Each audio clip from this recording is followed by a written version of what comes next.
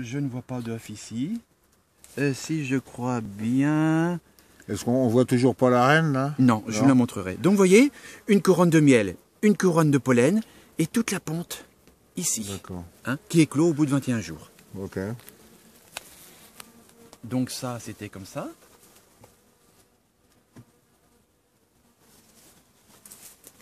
Est-ce que vous avez du sirop chez vous? Non, mais je vais en faire. Vous pouvez en faire tout simplement. Alors ça, c'est un cadre que j'ai mis il n'y a pas très longtemps. Vous voyez, finissent de le bâtir. Si vous mettez un petit peu de sirop, elles vont finir de le mettre. Le sirop, je le mets carrément dans la ruche? Ah non, non, non, il faudra avoir un nourrisseur. À l'extérieur? C'était Dans un nourrisseur? Ah oui. D'accord. Ah oui, oui, si, parce que... Mais si je le remets dans un bol à côté? Ah non, non, non, non, ça va être les abeilles d'à côté aussi, Oui, ça va être le pillage. ça risque de faire des bagarres. Ah oui, oui, oui, oui, oui. On a un nourrisseur couvre-cadre. D'accord. Vous versez le sirop et les abeilles montent ici et vont directement dedans, il n'y a jamais de pillage. On peut peut-être attendre un peu l'automne pour ça, pour le nourrir. Oui, si vous le faites maintenant avec la chaleur, ils vont finir de bâtir celui-ci, vous comprenez? Voilà. En automne, il fera trop froid, ils vont pas bâtir, et vont mettre votre sirop dans les alvéoles. D'accord. Mais vous pouvez ne pas le faire aussi.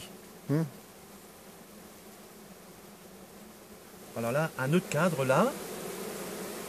Hein, quand je vois ça, ben, c'est beau. On a toujours pas vu la reine. Avez-vous vu que c'est bourré d'abeilles? Ah bah oui, là il y a du monde. Là il y a 20 000 abeilles là-dedans. Et vous imaginez que tout ça, ça va naître au milieu. Vous c'est avez pas vu une cellule de reine là? Merde. Et vous avez piqué? Ouais. Ah. Mettez dans la poche, oui. Vous avez vu tout le couvain qui va naître là encore?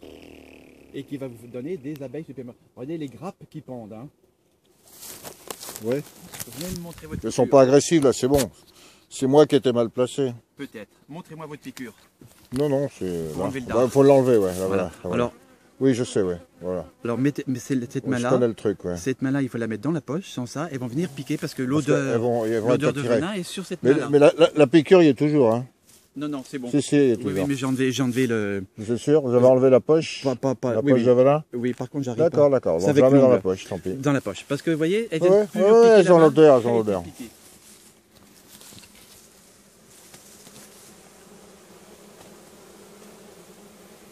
Bon, je voudrais bien voir la reine, moi.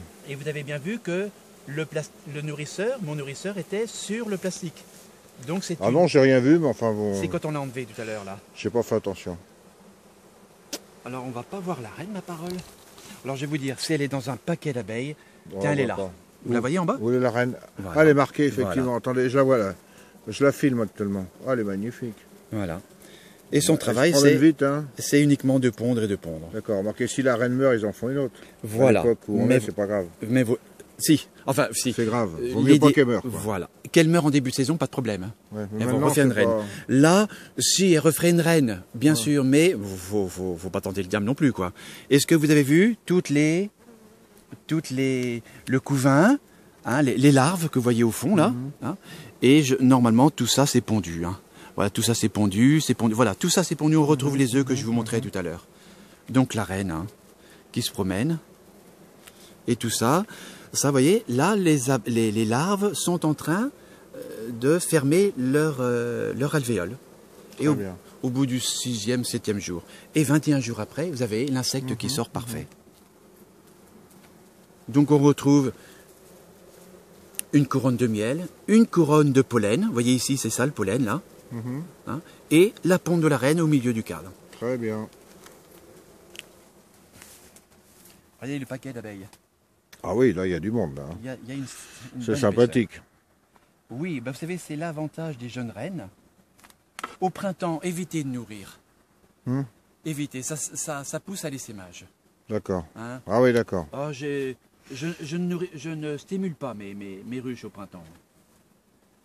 Sauf celles qui n'ont vraiment plus rien à manger, vous comprenez? Là, évidemment, je ne vais pas stimuler, mais je vais donner des provisions. Alors là, vous avez un beau cadre de provisions. Il est très lourd. Il est très lourd, d'accord. Très lourd. Tout du miel, ça. Alors, je regarde du côté.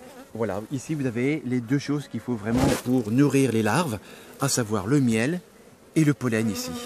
D'accord. Il est lourd, je le mets, excusez-moi. Il fait au moins... Il fait les 3 kilos, je pense. 3 kilos. Oui. Vous n'avez pas de gants, mais sans ça... Ouais, d'accord. On voit tout de suite les yeux fermés quand on est du métier. un cadre où il y a du couvain et un cadre où il n'y a que des provisions. Il y a une différence de poids. Voilà. Alors ça, ben, il y en a toujours un petit peu aussi, vous voyez au fond. Bon, mais là. vous les mettez. Ouais, On va essayer de les mettre quand même. On fait ça. Ah oui, oui, bien sûr, il faut les mettre. Elles vont être perdues sans ça. Ben ouais. Ouais, elles vont pas se faire adopter par une autruche. Si le lendemain, vous voyez, elles iraient là.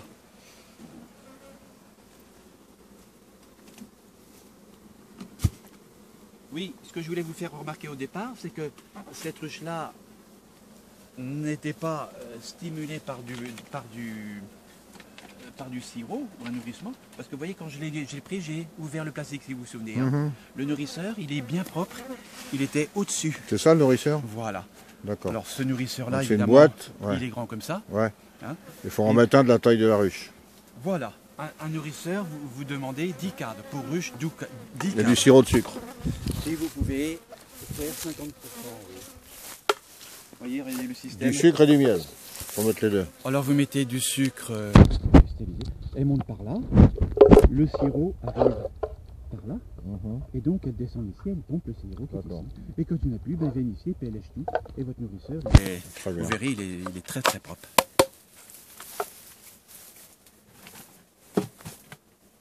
Si vous avez 2 parpaings pour lui mettre dessus chez vous. Oui, mais c'est sur des pierres, c'est des cailloux. C'est du gravier.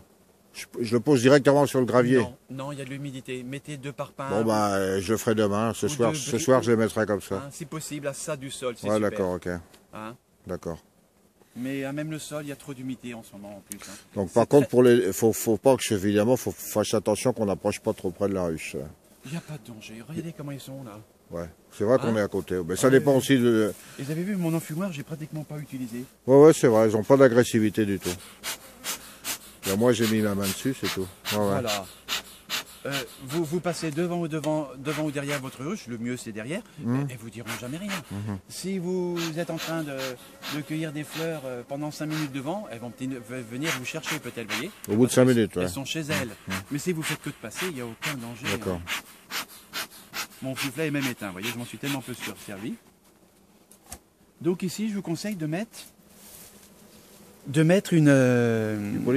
polystyrène extrudé. Hein, de 20 mm, c'est très bien. Je me mets à la distance quand même, à quelques... 45. Ok. 45 et je sais plus hauteur. Venez voir par ici. Et votre plaque, elle descendra entre les 2 cavaliers qui sont ici. D'accord. Donc je fais comme si c'était un cadre, mais je fais en polystyrène. Voilà. Et il faut que Qu'est-ce que vous m'avez dit, 20 mm 20 mm. d'épaisseur. Tout à fait. Un morceau, c'est tout. Voilà. Un morceau de polystyrène de 20 mm et pour ne pas passer de l'autre côté. Ici. Or, si aucune importance, si au contraire en bas, laissez ça d'espace, l'humidité va partir. Elles pourraient passer par en bas, mais elles ne vont pas le faire. Alors je vais vous dire, si vous laissez ça d'espace, l'année prochaine, remettez vos cadres, c'est-à-dire même le 3e cadre. Ouais. Et si vous êtes un petit peu en retard, elles vont passer en dessous pour construire les cadres qui sont de l'autre côté. Donc malgré le polystyrène. Et si vous êtes encore plus en retard, elles vont percer le polystyrène pour habiter votre ruche. D'accord. Vous savez, la nature, elle est... Ok, d'accord. Bah, ouais. Elles sont programmées. Comment? Elles sont programmées. La nature est très bien faite, c'est ça. Ouais, mais on ne sait pas encore pour comment ni pourquoi. Mais... Bon, alors on ferme là, Là, c'est fermé. On boucle tout. Alors, oui, il faudrait prendre maintenant Le couvercle, je vais le chercher. Ou le couvercle, ou simplement votre couvre-cadre. Vous avez un couvre-cadre? J'ai les deux. Amenez les deux, ça sera fait. Au moins le couvre-cadre. Le couvercle est un peu... Le couvre-cadre, il glisse.